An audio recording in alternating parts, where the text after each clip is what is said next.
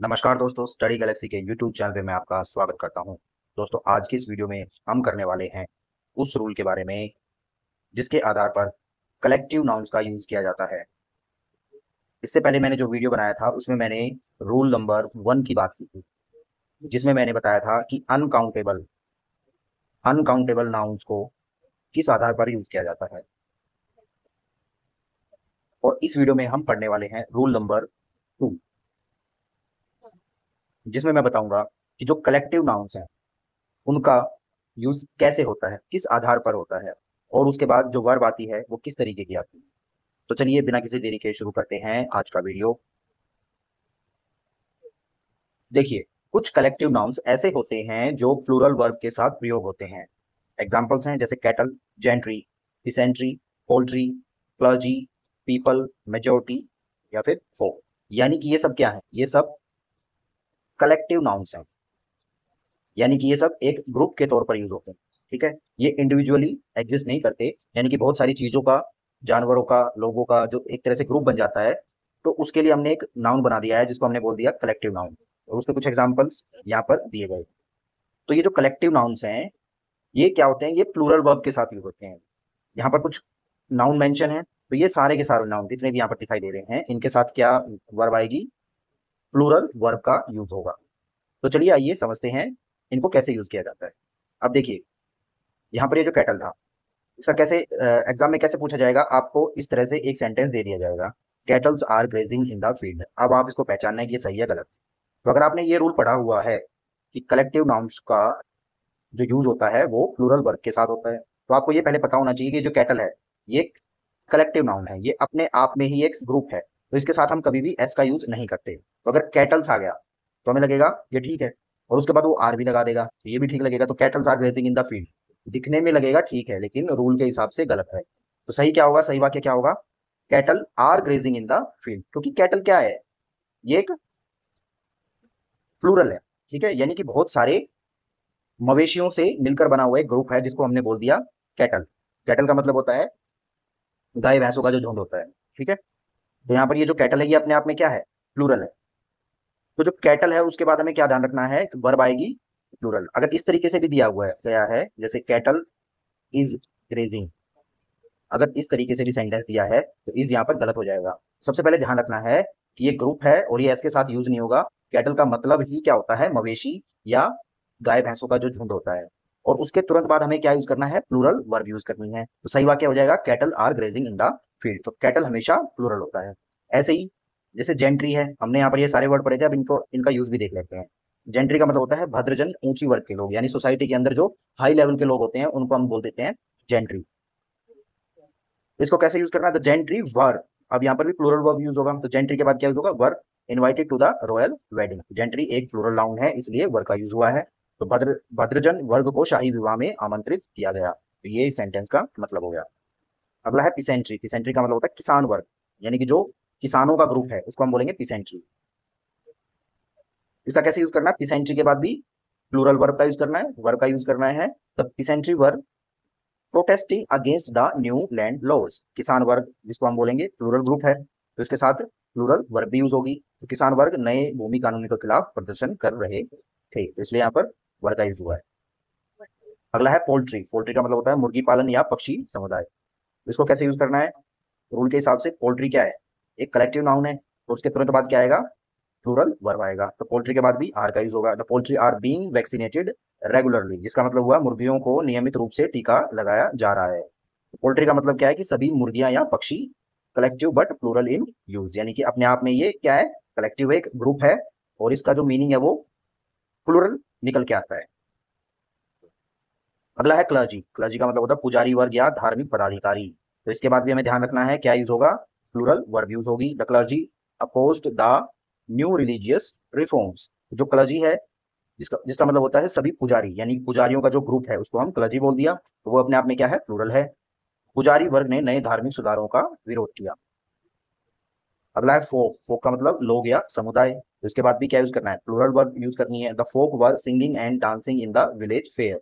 गांव के मेले में लोग गीत गा रहे थे और नाच रहे थे। तो याद रखेंगे कि फोक क्या है, एक कलेक्टिव नाउन है, और उसके बाद प्लूरल वर्ब का यूज करेंगे। अब आगे बढ़ते हैं। देखिए कुछ कलेक्टिव नाउन्स ऐसे होते हैं जो सिंगुलर वर्ब के साथ प्रयोग होते हैं जब उन्हें एक समूह के रूप में देखा जाता है।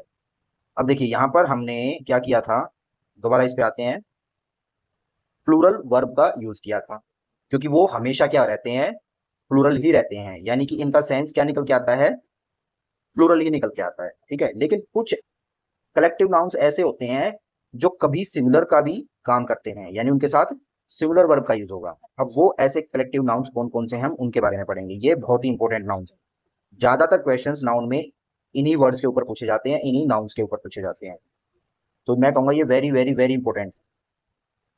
अब इनको समझते हैं कि इनका यूज कैसे होता है। ये कभी सिंगुलर बन जाएंगे, कभी प्लूरल बन जाएंगे। अब वो कंडीशन कौन सी है जब ये सिंगुलर बनते हैं और कौन सी कंडीशन है जब ये प्लूरल बनते हैं, आइए उनके बारे में जानते हैं। अब देखिए पहले तो एक बार इन नाउन्स के बारे में पढ़ लेते हैं कौन कौन से। Committee, jury, house, ministry, family, mob, crowd, audience, police, team, number, board, staff, public.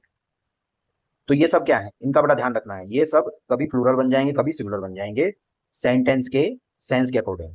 तो आइए एक बार कमिटी से समझते हैं। अब जैसे यहां पर दिया गया the committee is unanimous on the issue, जिसका मतलब हुआ कि जो कमिटी है वो एक मत है। यूनानिमस मतलब एक मत,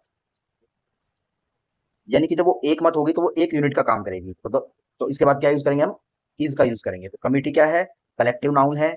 लेकिन अब हमें क्या देखना है, ये सिंगुलर के तौर पर यूज होगा या प्लूरल के तौर पर, वो कैसे पता चलेगा, सेंटेंस के सेंस के अकॉर्डिंग। अब यहाँ पर क्या एक वर्ड आया यूनानिमस, इससे मुझे पता चलता है कि जो कमिटी थी वो एक मत थी। तो अब ये एक यूनिट के तौर पर बिहेव करेगी, तो उसके बाद हम क्या लगा देंगे, एक सिंगुलर वर्ब लगा देंगे। तो the committee is unanimous on this issue. तो यहाँ कमिटी को एक समूह के रूप में लिया गया है, इसलिए सिंगुलर वर्ब इज का प्रयोग हुआ है। तो यहाँ पर कमिटी क्या हो गई है, एक समूह या एक यूनिट के तौर पर काम कर रही है, इसलिए इज का यूज हुआ है। अब देखिए यहाँ पर, लेकिन जब कलेक्टिव नाउन में अलग अलग मेंबर्स की बात हो तब हम प्लूरल वर्ब का प्रयोग करते हैं। अब इसी कमिटी से समझते हैं हम दूसरे सेंस को। यहाँ पर क्या कह रहा है कि यही कलेक्टिव नाउन है, लेकिन अब क्या है, मेंबर्स अलग अलग हो गए हैं। ठीक है, तो हम क्या यूज करेंगे, प्लूरल वर्ब। यहाँ पर क्या किया था, सिंगुलर वर्ब यूज किया था, अब हम प्लूरल वर्ब का यूज करेंगे। और यहाँ पर भी क्या था, कमिटी थी यहाँ पर, और यहाँ पर भी कमिटी है, लेकिन अब यहाँ पर वो प्लूरल बन गई। अब वो प्लूरल क्यों बन गई उसको समझते हैं। अब देखिए यहाँ पर सेंटेंस दिया गया, the committee are divided and there is bitterness among the members. अब यहाँ पर ये जो डिवाइडेड वर्ड है, यहाँ पर क्या था, यूनानिमस, एक मत थी कमिटी, तो वो एक यूनिट का काम करेगी। अब वो डिवाइड हो गई है, यानी कि सबके अपने मत अलग अलग हैं। तो जूरी, जूरी का मतलब क्या होता है, जूरी यानी कि जो जजेस का एक बेंच होता है, ग्रुप होता है, उसको हम जूरी बोलते हैं, यानी कि बहुत सारे जज बैठे हुए हैं। ठीक है, मान लीजिए यहाँ पर 1 2 3 4 और 5 जज बैठे हुए हैं।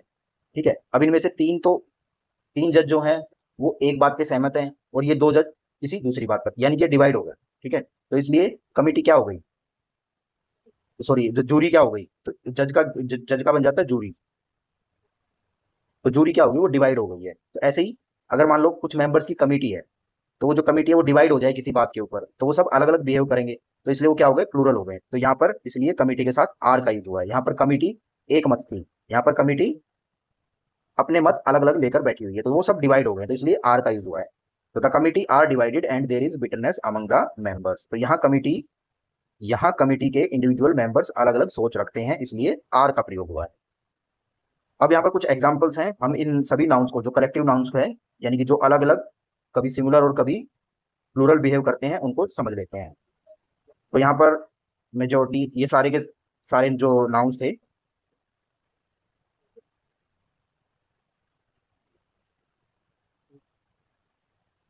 तो ये सारे के सारे जो कलेक्टिव नाउन्स है, कहाँ पर सिंगुलर बिहेव करेंगे, कहाँ पर प्लूरल, आइए एक बार फिर से समझ लेते हैं एग्जाम्पल्स के साथ। अब यहाँ पर पहला एग्जाम्पल है, majority is in favour of this proposal. ठीक है, तो सही क्या होगा, majority are in favour of this proposal. ठीक है, क्योंकि मेंबर्स की बात हो रही है यहाँ पर, देखो majority is in favour of this proposal. तो यहाँ पर ये जो मेजोरिटी है, यानी कि मेजोरिटी मतलब बहुत सारे लोग जो एक चीज पर सहमत हो गए हैं। ठीक है, तो मेजोरिटी है, तो मेजोरिटी के बाद हम क्या यूज करेंगे, आर का यूज करेंगे। तो याद रखेंगे जब भी मेजोरिटी आए, तो जब वो एक प्रपोजल पे काम कर रहे हैं, यानी कि वो क्या कर रहे हैं, एक समूह के तौर पर काम कर रहे हैं यहाँ पर, तो आर का यूज होगा। अगला है, the average Hindu family in India consist of 4 members. अब देखिए यहाँ पर फैमिली क्या है, फैमिली एक यूनिट के तौर पे दिखाया गया है फैमिली को। The average Hindu family in India consist, अब यहाँ पर एस आया है। ठीक है, कंसिस्ट मतलब उसके अंदर सम्मिलित हैं। ठीक है, वो कितने 4 मेंबर्स सम्मिलित हैं उसके अंदर, या जो एक एवरेज हिंदू फैमिली है उसके अंदर 4 मेंबर होते हैं, सेंटेंस का भाव ये निकल के आ रहा है। ठीक है, तो इट कंसिस्ट ऑफ, अब यहाँ पर फैमिली आया तो एक यूनिट के तौर पर आया है। ठीक है, तो इसलिए एस का यूज किया है। तो वर्ब कैसी आई है यहाँ पर, सिंगुलर वर्ब आई है। तो फैमिली को एक यूनिट माना गया, इसलिए सिंगुलर वर्ब कंसिस्ट सही है। अब ये सेंटेंस समझते हैं, his family are not agreed on this point, यानी कि उसकी जो फैमिली है अब वो एग्री नहीं करती किसी पॉइंट के ऊपर, तो फैमिली के मेंबर बट गए हैं, तो यहाँ पर फैमिली के बाद क्या यूज करेंगे, आर, तो फैमिली मेंबर्स अलग अलग राय रखते हैं, तो अब यहाँ पर आर बन गए, यानी कि यहाँ पर ये फैमिली क्या था, कलेक्टिव नाउन था, लेकिन क्या यूज कर रहा था, सिंगुलर।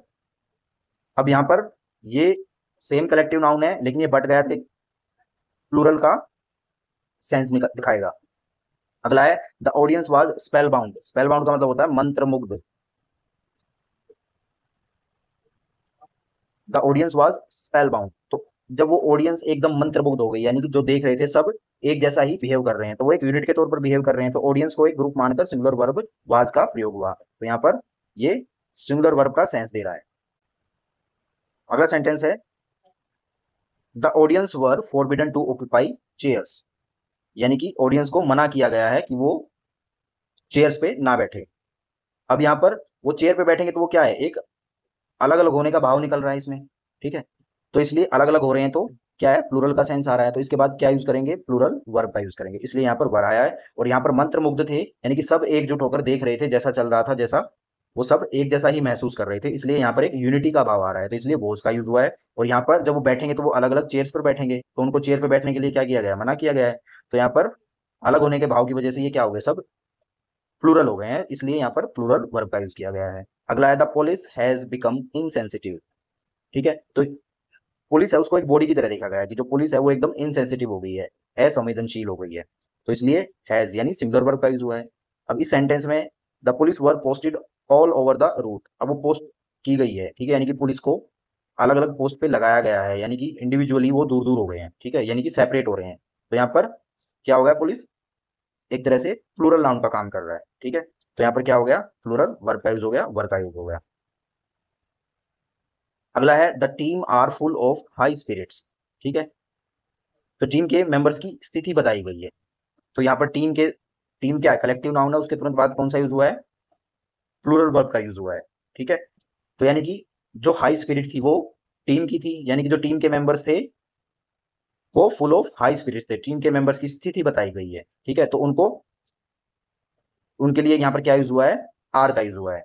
अब यहाँ पर जो the team is at the top in this competition, अब यहाँ पर जो टीम है वो एक इंडिविजुअल यूनिट के तौर पर कंपटीशन के टॉप में बैठी हुई है। ठीक है, मान लो बहुत सारी टीम्स हैं, तो यहाँ पर 1 2 3 इस तरह से इनकी रैंकिंग होगी, तो जो पूरी की पूरी टीम को दिखाया जाएगा ना, ठीक है, उसकी रैंकिंग जो टीम की दिखाई जाएगी, तो वो पूरी टीम के तौर पर ही दिखाई जाएगी, तो वो एक यूनिट के तौर पर दिखाई जाएगी, इसलिए यहाँ पर क्या है, इस है। और यहाँ पर ये जो आर था, ये टीम की, the team are full of high spirits, यानी कि जो इंडिविजुअल थे उनके बारे में बात हो रही है, आप इंडिविजुअल्स को अलग अलग करके उनकी स्पिरिट के बारे में बात हो रही है, तो यहाँ पर टीम के साथ आर यानी प्लूरल वर्ब का यूज हुआ है। और यहाँ पर ये जो टीम थी वो पूरी की पूरी टीम खेलकर जीतकर एकदम कहाँ बनी हुई है, टॉप के ऊपर बनी हुई है, तो इसलिए यहाँ पर ये एक इंडिविजुअल सिंगुलर यानी एक यूनिट के तौर पर यूज हुआ है। तो टीम के साथ यहाँ पर क्या यूज हुआ है, इज का यूज हुआ है यहाँ पर, इज। तो अगले वीडियो में हम अगले रूल को लेकर आएंगे और समझेंगे उस रूल के तहत डिफरेंट टाइप्स ऑफ जो नाउन्स हैं उनका यूज कैसे किया जाता है।